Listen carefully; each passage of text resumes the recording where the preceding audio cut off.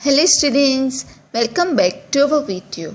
So in the last video we discussed about the role of WTO and GATT, that is GATT.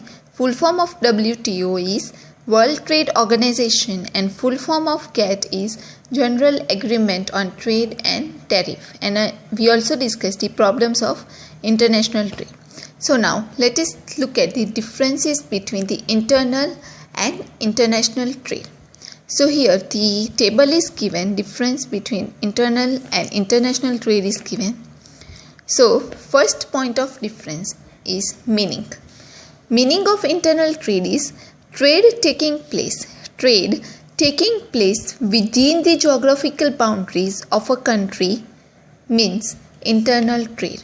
For example, trade from Gujarat with the other states of India. This is the within the geographical boundaries of a country is known as internal trade. Whereas the meaning of international trade is trade taking place outside the boundaries of country means international trade. For example, trade between India and other countries of the world.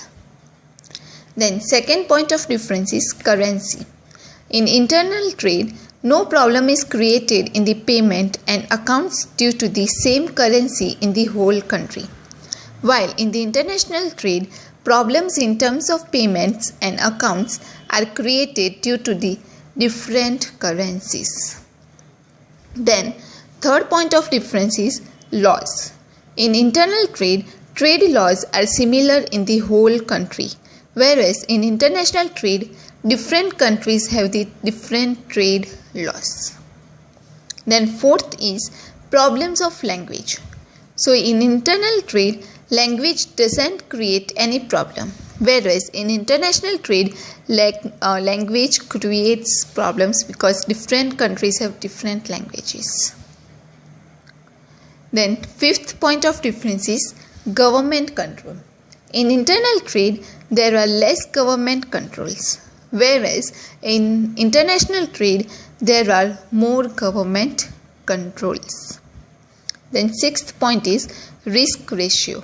In internal trade, risk ratio is low, whereas in international trade, risk ratio is higher.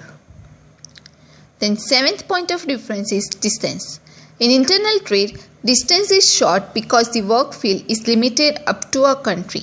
Whereas in international trade, distance is long because the work field is spread over more than one country. Then eighth is insurance. In internal trade, it is not compulsory to get the insurance, whereas in international trade, it is compulsory to get the insurance. Then ninth point of difference is payment of excise. In internal trade, it is easy to pay the excise and the rate of excise is also low. Whereas in international trade, the process of payment of excise is complicated and the rate of excise is also very higher. And the last point of difference is market. So for the internal trade, market is limited. Whereas in international trade, market is very wide, very large. Got it? So these were the following differences between the internal and the international trade. So with this, now we are done with the chapter number 10, international trade. So I want you guys to go through the points which is given at the end of the chapter, that is points to be remembered. So these points are given. So I want you guys to go through these points and also try to solve the exercise questions. So now next chapter is chapter 11, social responsibility of business. So now we are going to stop here.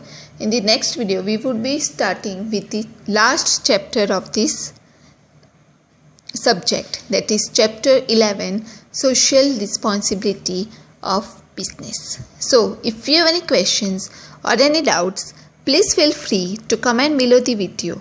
Thank you.